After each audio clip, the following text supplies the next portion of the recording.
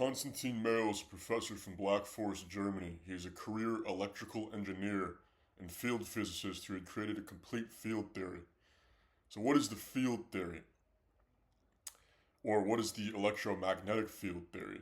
James Clerk Maxwell had created a theory in the form of an equation in order for us to calculate and understand electromagnetic fields, which was becoming used in radio and other novel technologies like motors at the time.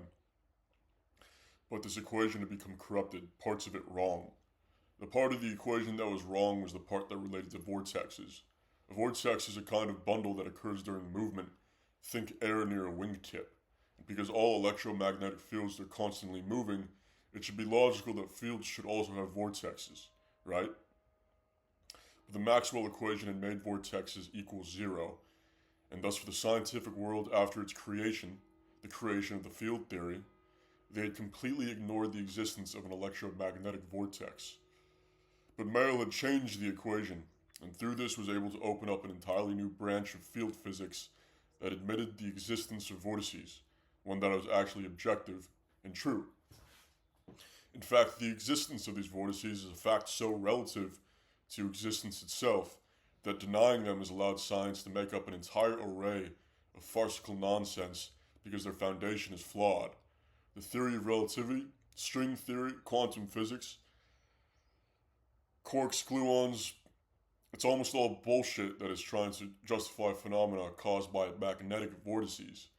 And this is deliberate because they do not want us to understand the true reality of how the universe is made up to be, how it actually works, because knowledge is power. And they've centralized and monopolized power. I know what you're thinking, though. Prove it. Well, you must first understand what a magnetic vortex actually is. It is, in reality, a particle. Protons, neutrons, electrons, and the building blocks of all matters is a rolled up magnetic field containing information. It looks like a sphere, it's spherical in nature. And through the constant movement of the electromagnetic field around its center, it creates a very stable and information containing thing. MIT had once destroyed particles in a very famous experiment, and according to Einstein's theory of relativity, which states that matter transmutes into energy, there should have been a giant explosion and a gaping hole in the university, but there was not. Therefore, Einstein's theory of relativity is wrong on a fundamental level. Tesla himself, the greatest genius who ever lived, a man who Einstein had professed to be superior, claimed that he had experienced no energy transmutation despite the fact he's destroyed hundreds and hundreds of electrons during his experiments in Colorado Springs during the time of 1898 to 1899. And Tesla was obviously the preeminent expert in all things electricity. And thus, from these objective, observable results, we were able to determine that Meyl's theory is correct while Einstein's is false. There's also a myriad of other observable things that we can see that preclude the truth of Einstein's theory.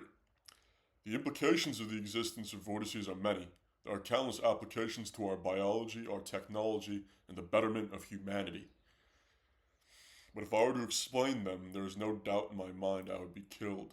There is also no doubt that this will be completely throttled by YouTube at the time of its creation.